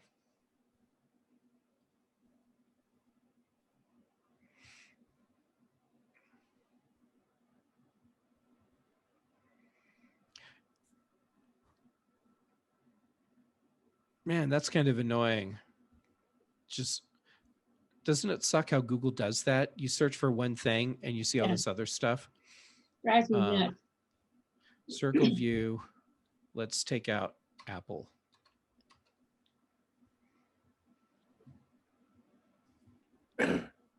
Well, maybe you can't get it on Amazon right now.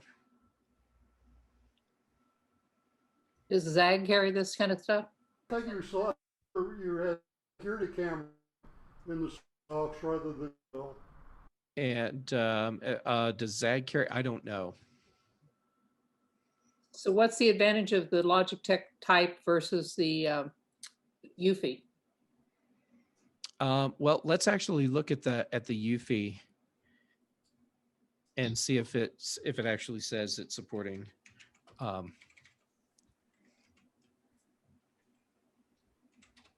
The HomeKit.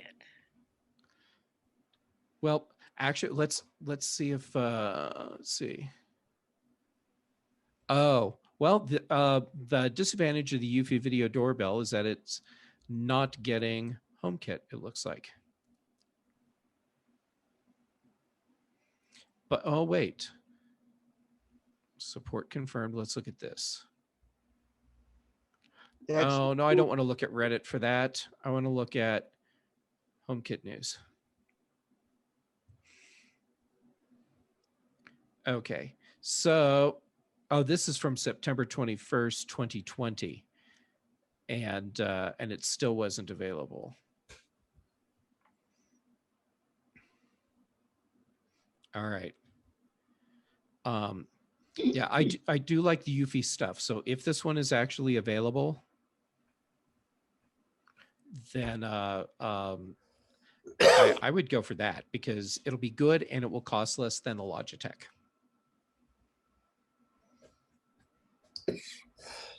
Okay, so that one is HomeKit. Okay. And how much is that one? Well, let's see if we can actually find it on Amazon.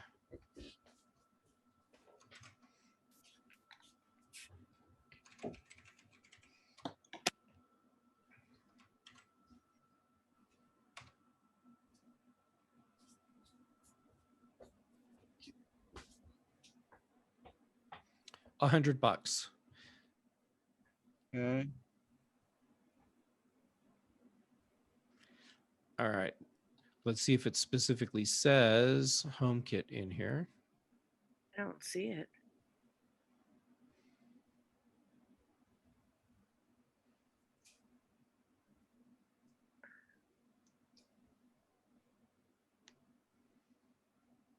Looks like it's set up for Alexa.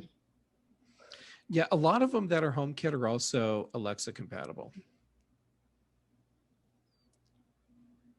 I don't see where it talks about HomeKit. No, I'm not seeing HomeKit in here. So maybe the HomeKit version is not available yet.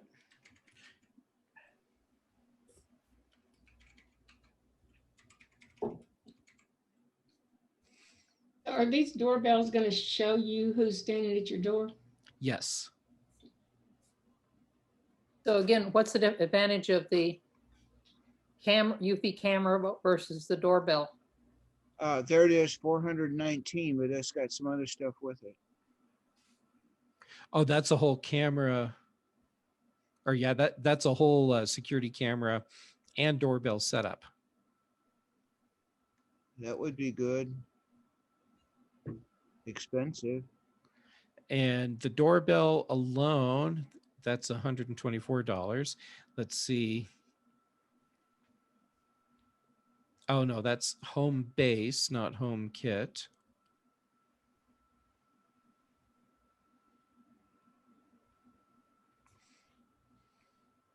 So, all right. So if you can find it, it looks like it's about $125 for that doorbell.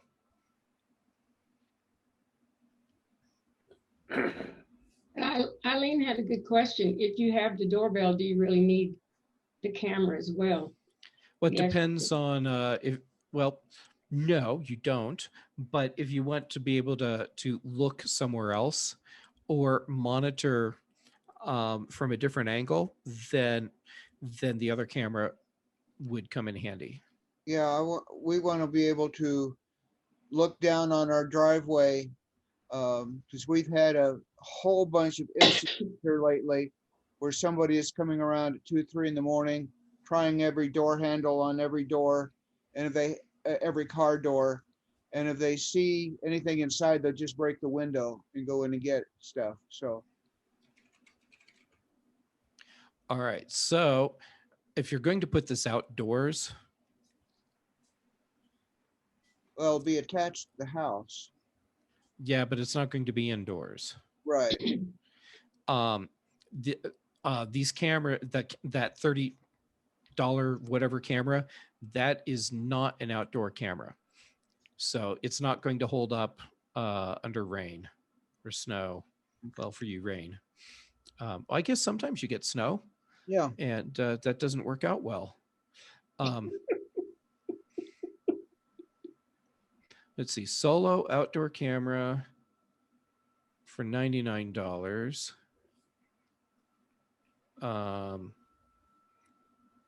Here's this whole outdoor security camera kit with this one's $219 for a whole kit with 2 cameras and it looks like their own base thing. And there you go. That's what's going to let you read that license plate. And how do you know if they're HomeKit compatible? Because it says HomeKit compatibility right there in the name. Okay. It looks like you can read license plate of what's in your driveway. Yeah. I want something that'll read on the street. I don't think. Yeah, if you want something that has high enough resolution to read what's out on the street, you're probably going to be paying several $100s for a single camera. Plus, Tom, the way you have to park in front of your house, you won't be able to see the license plate. Maybe, because what they seem to do is they park down the street just a little bit and walk around the last bit, or one of them walks around the last bit. You have a motion controlled porch light that will scare people. Jim, I can't hear you very well. He was talking about a motion control porch light, and we have that. Yeah, Light is your friend and criminal's enemy. Mhm. Yeah. Okay. So we have looked at the interface for the home app. We have talked about adding devices. We have um, talked about controlling those devices some and automating those devices. And uh, what questions do you have? Because, like I said at the beginning, this is all about you. Nancy set this up so that we could dive into what you want to know about HomeKit and automation and I figured giving you a nice overview like I did would be useful, but if there's other things that we need to look and see if we can do, then let's do it. Okay, we've got one more thing that we've been looking at. We have a hard drive with some TV shows on it. Got a Mac Mini that we still haven't taken out of the box. I've had it for a couple years. And I've got this HomePod Mini that I just bought not too long ago. We would like, and I think you say we need to get an Apple TV, and then we can put all that stuff together and actually watch what's on those hard drives. Well, there's multiple ways to do what you want.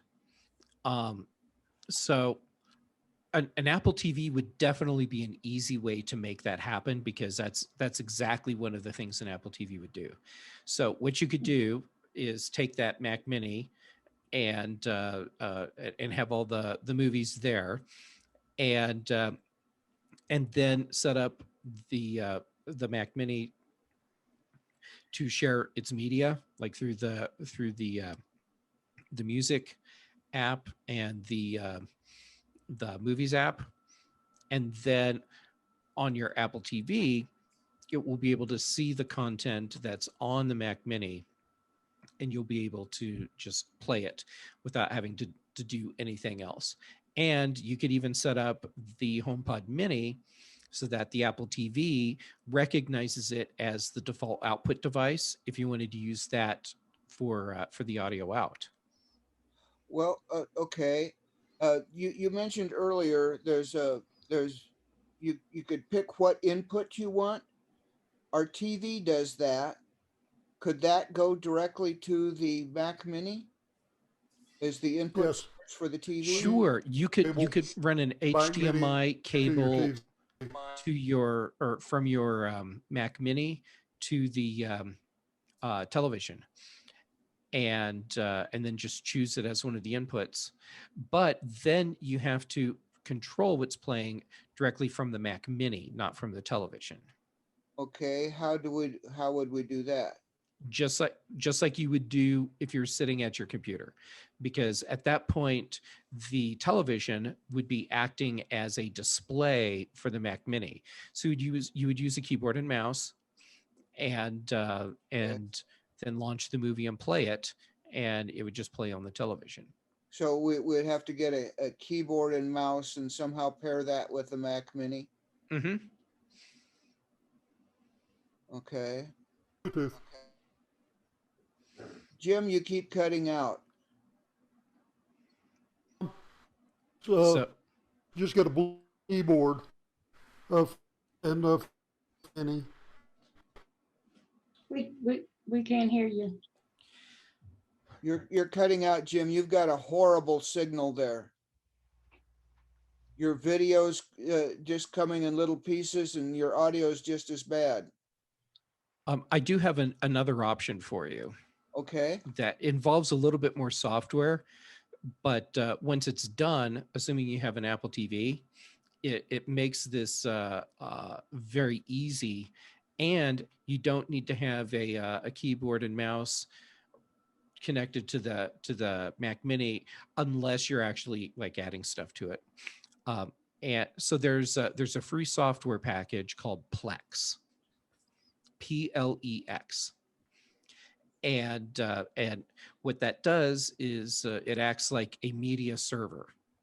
So you put the Plex app on the Mac Mini, and then let it load up and manage all of those movies that you have. And then on your Apple TV, you install the Plex Viewer app, and now it can see everything that the Plex server app on your Mac Mini has access to. So I'm actually doing this myself, but instead of using a Mac Mini, I'm using a Raspberry Pi because a Raspberry Pi costs $35. Yeah. And I don't mind doing a lot of command line stuff and setting all that stuff up myself. But if I didn't feel comfortable doing that, then I would have picked up a used Mac Mini and put it all on there. And now I can sit on my couch and watch all of the movies that I have loaded up into Plex. And if I'm traveling, as long as I have a reasonable internet connection wherever I am, I can still watch all the movies that I have loaded up in Plex. Okay. Yeah, I've been a programmer for over 50 years, so that stuff doesn't faze me. Okay, then in that case, you totally need to check out Plex. You are going to love it. Okay. Plex. But I need to get the Mac Mini set up first, and then I'm still going to have a keyboard in order to get Plex on the Mac Mini. Right. But once you have everything set up and all the movies loaded up, you can just run it as a headless Mac. Well, And actually, then at that point, even if you wanted to, you could VNC into the Mac Mini and control it from the Mac you use all the time. Like if you needed to do software updates to Plex, or if you wanted to add more content to your Plex library. Okay. Well, see, actually, these are British TV shows, most of them, not movies. Okay, so TV shows, movies, whatever, it'll all work the same. Okay, so you need to. I've got a shopping list you're giving me here. Yes, and at least some of it doesn't cost you money. Oh. Because Plex you can use for free. Oh, really? Mm-hmm. I like free. If you pay for Plex, you do get more features, but for what you want to do, you don't need to pay for it. Okay.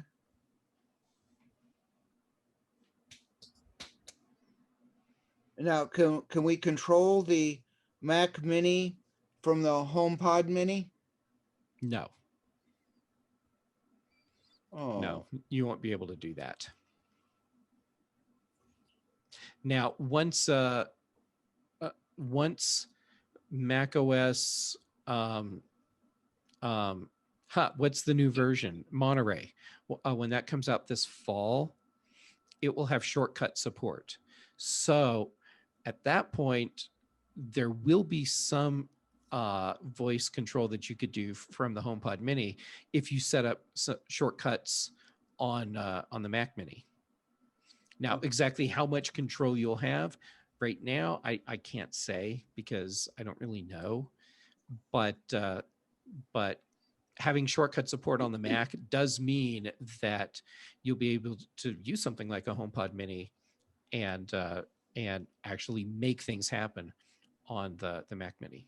Okay, now if we go this Apple TV route, that sounds like it would be a pretty good way to go. Then we would have voice control, right? Yes, because Apple TV has Siri support built in. Okay, how much is Apple TV, Nancy? It's either 149 or 199, but I strongly recommend that you get the latest version because the remote on the new version of Apple TV is far superior to the previous versions. Okay. Yeah. Do you have a 4K TV? Yeah. Okay. Then Apple TV 4K. I don't know that we have a 4K TV, Tom. We have a Sony that's 12 years old. So I don't. Oh, think then it's not a 4K TV, it's not probably. 4K, Tom. It's 12 years old. Yes. It was a great TV, man. There's two versions. There's two versions of the latest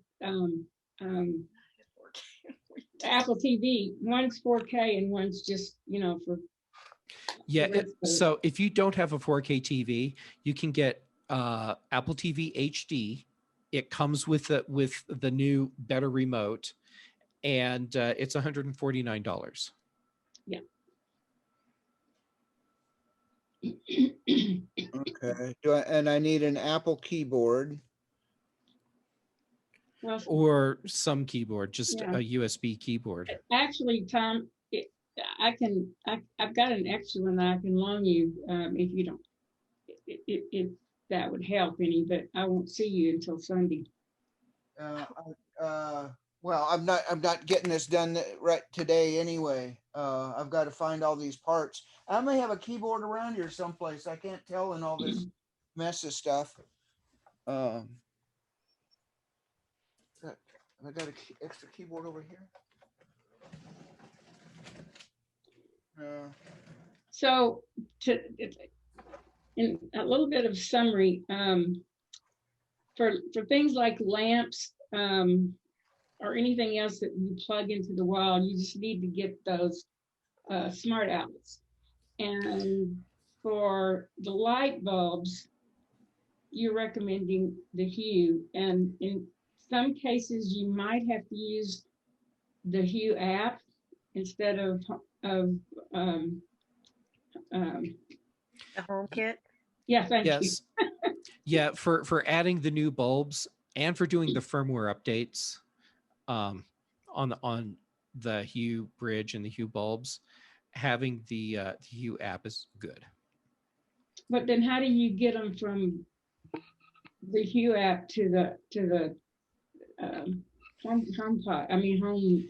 Yeah. It's automatic. Okay. It's yeah, because the Hue app is HomeKit compatible. Okay. So actually in the Hue app, I believe there's a place you can go and see all the other devices that you have that aren't even Hue, Okay. just because it knows HomeKit. Yeah, I have the Hue app, but I've never figured out how to use it. Well, it's because it's a really crappy app. I mean, it's a really bad app. Great. But if that's what I have to do to get the problem I have that when I'm trying to watch TV, the lights from the bathroom down the hall and from the kitchen all glare right on the TV screen, and Yep. it's very annoying. Yeah, I get it. So you can use the Hue app just to add new bulbs and to do firmware updates, and then don't touch it for anything else, Okay. and you'll be okay because you can Okay. do everything else in HomeKit. Well, I'm just thrilled to have all of this laid out like you did, and that doesn't mean I'm going to be able to do it all correctly the first time, but for the first time I kind of understand how it's supposed to be. So all right, so this has been at least a little helpful. Oh yes, Very helpful. very, very helpful. What's up, Robert? This is a dumb question, I guess, but when let's just say you're using the Hue lights and you have them installed, okay? Mm-hmm. Still have wall switches. I assume you just put those on. That's actually not a dumb question at all. That's a really, really great question. So the light switches need to be in the on position. Does it make any difference? I know with the bulbs, they've got to be dimmer or not dimmer, but if your switches are dimmer switches, basically you just turn them on and put them on high and let They have to be on high. Yeah. Okay. If you pull them down so that there's less electricity, you will probably ruin your light bulbs. Okay. What I did with my lights, because you can't break human habits. People flip light switches on and off. Right. That's not going to change. And what I realized was, since I can't change human behavior, what I needed to do was adapt my smart home to account for human behavior. So I got a couple of the Hue remote controls for their lights, and it's basically like 4 buttons, on and off, and dimmer and brighter, and they have these little adhesive wall plates. So I just stuck those right above the outlet or the light switches, so that they're just sitting there, and you can pop them off and walk around with them, but I just leave them on the wall. So now there's physical buttons for the people that just can't get beyond having some sort of switch. And then I bought light switch covers that cover my light switches on like the front and one side, but leave the other side open. So if for some reason you really need to physically flip a light switch, you can still get at it. But there's this visual indicator there: don't touch this light switch. And once I did that, I stopped having problems with people not understanding, leave the switch alone, people. It needs to be on so that I can have the light off, which is hard to understand sometimes. That's good. Did you find those at Amazon? I found them at the local hardware store, but you can get them at Amazon. Let me see if I can find them. I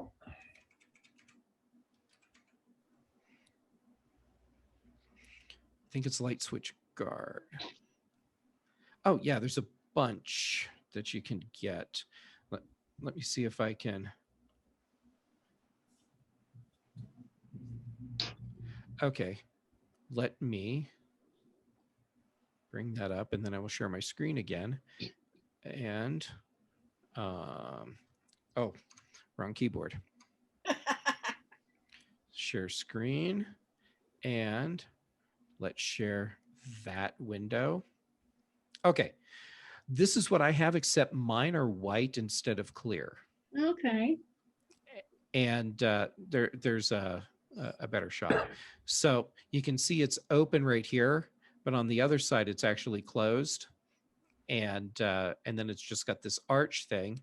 So all I did is I took the screws out of the wall plate and set this in place, and then put the wall plate screws back in. So I didn't need to have any extra screws, any other hardware. And so then on all of the light switches that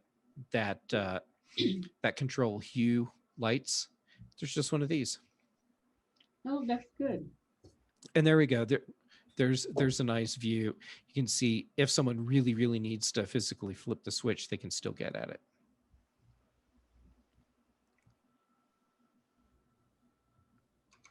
You just had so much fun with this, haven't you? Yes, I have. You're gonna have to move into a bigger house so you can start all over. Did they have bulk rates on those so you can get several, or are they just $4.95 each?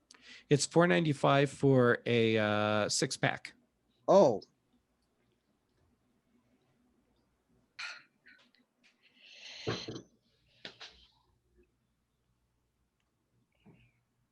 Okay. Jeff, thank you so much for your time and Expertise. sharing all your knowledge with us. And we're going to become the experts for CapMac, and they're going to think we're smart. And that's what really matters. Yeah. Everyone just needs to think that you're all smart. Yeah, and until they ask me a question I can't answer, and then my cover will be blown. But between Tom and Robert and Jim,